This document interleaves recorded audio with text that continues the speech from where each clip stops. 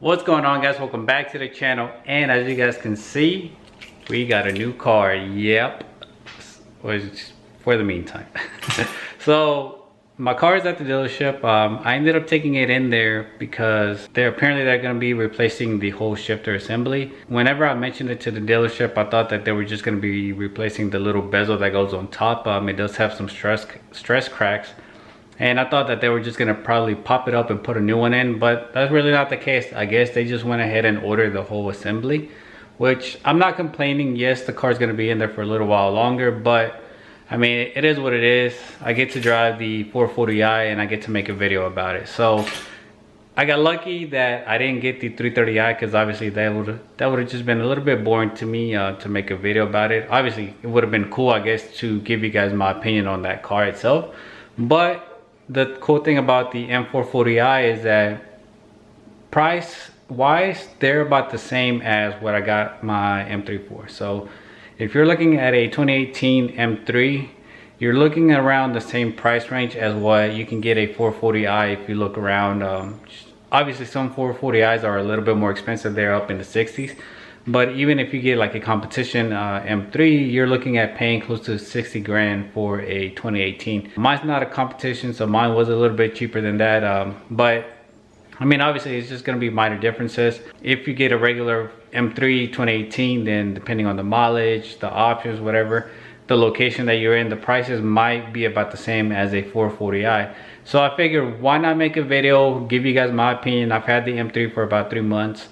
Even though I haven't really been getting on it too much, it's enough for me. I've gotten on it enough to kind of know the feeling of it and be able to compare it with the 440i. So let's go ahead and go outside. I gotta go pick up some smoothies, and then we'll stop by somewhere and finish off the video, give you guys my opinion and let you guys look at it and see what you guys think. I know it's not everybody's cup of tea, but we'll see.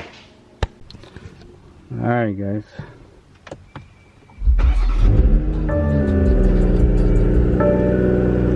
B58.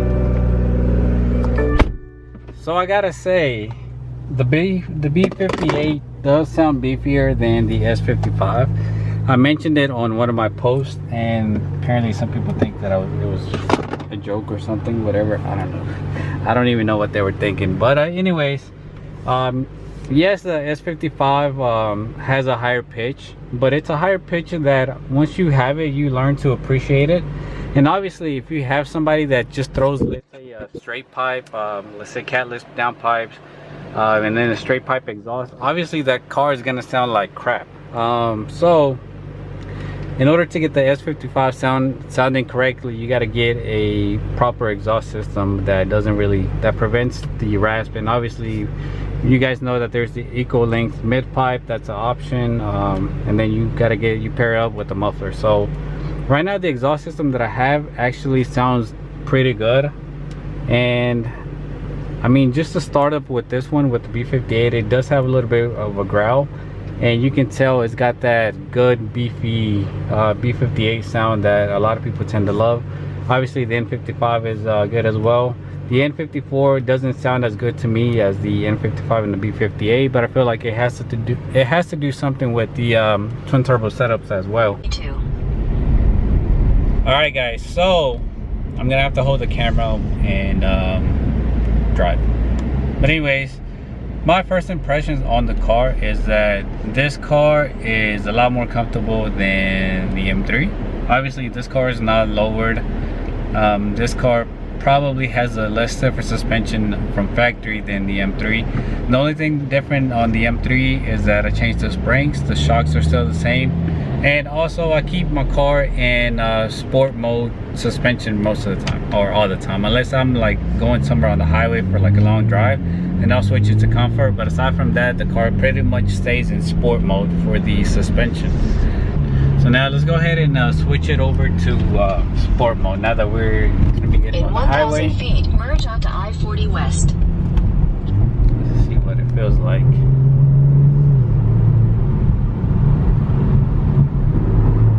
Oh my goodness, what's wrong with all this traffic?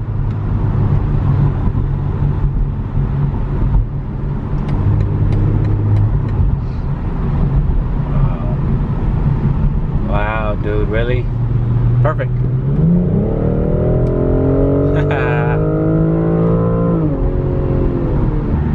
if you happen to be one of those people that enjoy your... In half a mile, use the right lane to take exit 188 for US 421 Okay, we get it, I get it.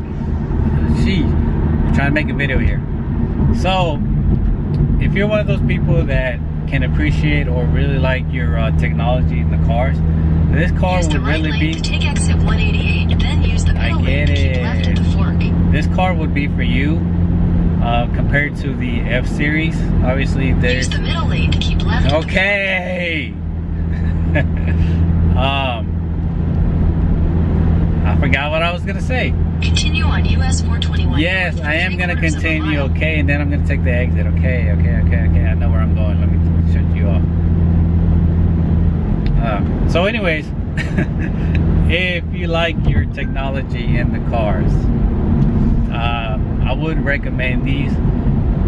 If you're not really wanting to get an M car, this would be the car to get.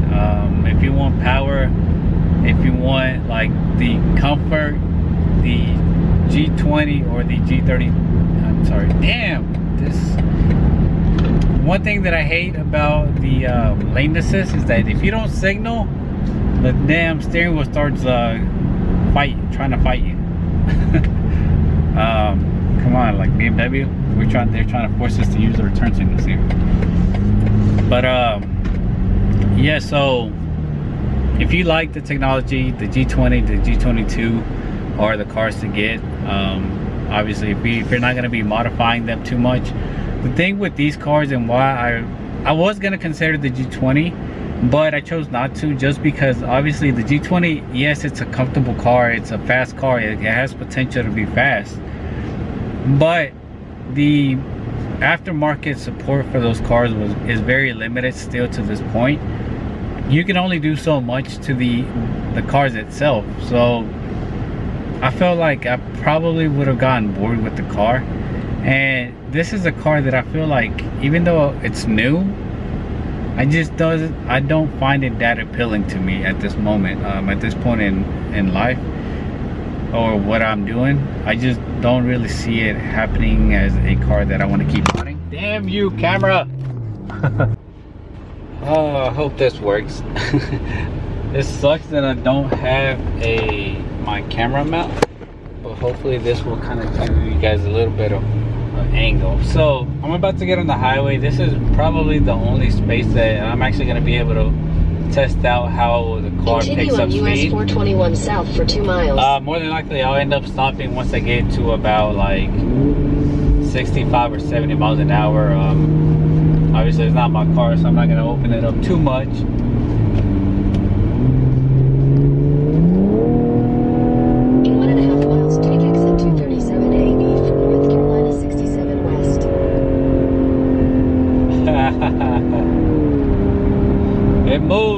It moves, guys.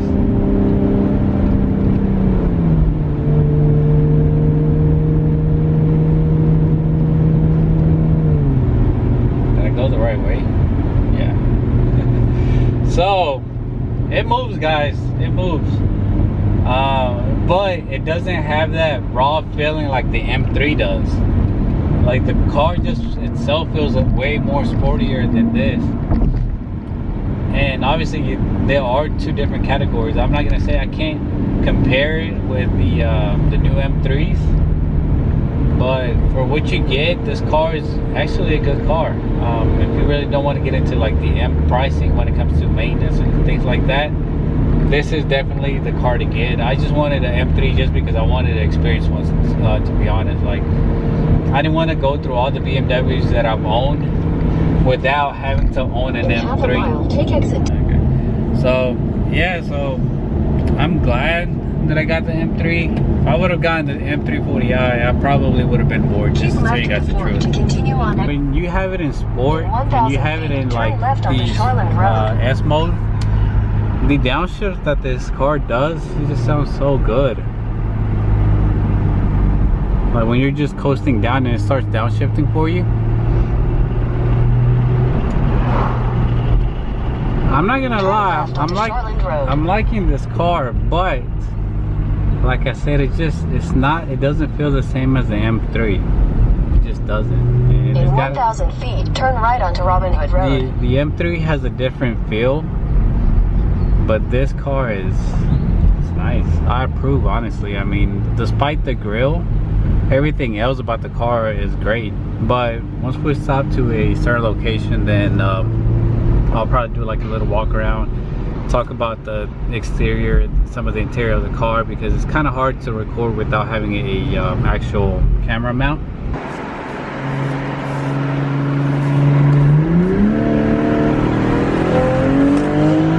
Turn left on Coliseum Drive Northwest. Oh man, I missed my turn. Alright guys, so here's the exterior of the car. I try to get some footage of me driving the car and giving you guys an explanation, but every time that I tried driving, the camera would just move back and forth, side to side on me, and flip over and whatnot. So I try to put whatever I could on the video. But I just want to give you guys a little quick walk around and give you guys my personal opinion on this car. Right off the bat, I gotta say that this is a better daily driver than the M3. So just power wise and gas consumption, this car is probably the one to have, because obviously once you start doing some mods to this car, the car will be a lot quicker. It's already quick to begin with, but it doesn't feel as quick as the M3. But maybe off the launch, obviously it's a different story because of the all-wheel drive. But I have to say that the amount that I drove it, the gas seemed to stay about the same, in the same spot. The M3 would have dropped for sure, and it doesn't really take much for the M3 to drop in gas, which is one of the things that I miss about my F30. But I guess that's just kind of one of those things that comes with the car itself. So here we have the M440i, obviously the controversial grills, and honestly on a black car it's okay, but it's really not the greatest. And I just wish that they would have kept the same design, same outline that they kept on the newer M3s. These aren't as aggressive as the other ones. I feel like these are actually wider than the actual M cars, and then the lines are not as sharp as the G80s and the G82s. But I am gonna have to end this video here quick. I just realized my battery is giving out. I'll try to record as much as I can, and I'll pick up the camera once I get my car back, and then get the battery recharged. But one thing I do like is, for some reason I used to not like these taillights, but seeing how they're smoked out and then red over here, I like them a lot. Obviously it's not the design that we're used to, but it's something different. But at the same time, it doesn't look bad. The rear end of the car, I feel like on the side profile could have used more lines, more body lines, to make it more aggressive. That's one of the things that it's missing from the F30s. That's why I like the F30 and the F80 chassis so much, just because the side profile has more aggressive lines than the 4 Series. But I don't know, is the 440 a car that I would get? Probably not, unless there comes a fix to the bumper. If they can make a bumper that's maybe more aggressive, maybe even if it gets the kidney grills that the actual M4 has, then maybe I would consider it in the future. But for right now, this is just one of those cars that it just doesn't really do it for me. Like the side looks kind of plain, the front, the grills just don't look that great to me. But aside from that, I mean, the performance of the car, the interior itself, it's great. I mean, I love it. So more than likely, if I were to get a newer car like this, it would have to be the 340i. So it's the same thing as this car, just a 4-door. The front end on those cars look a lot better to me. But I mean, it's a really comfortable car. It's a great daily. It would be a great project, and I'm pretty sure there's going to be more aftermarket support. But for the meantime, it's very limited. I mean, I don't know if you can really do too much to these cars. One thing I wanted to mention is that I'm not really a fan of this. This looks kind of cheap. I guess the design, I would have preferred that they left it all in silver. But other than that, the interior is pretty nice. So to end the segment of the 440i, my opinion, coming from a F30 full bolt-on and then driving the F80 M3,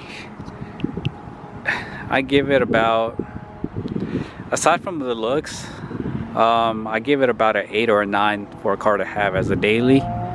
As a project car, just because the aftermarket is kind of like on the minimal end, aftermarket support, I give it about a 5 or 6. Honestly, I feel like this car would probably get boring pretty quick, just because there's not a lot of support for these cars right now. And yep, that's my opinion. I say if you guys are interested in getting one of these, just give it a couple more years, maybe another year. Wait for more things to start coming out for these cars. But for right now, I wouldn't really recommend it if you're looking into getting a car that you can mod. Especially when it comes to doing content on these cars, I just feel like everything is so limited. All you can really do is performance, and then I mean that's all you can do to these cars. I mean, maybe throw a front lip and just lower it, throw some wheels, that's about it. I mean, I haven't seen a lot of options. There's not a lot of options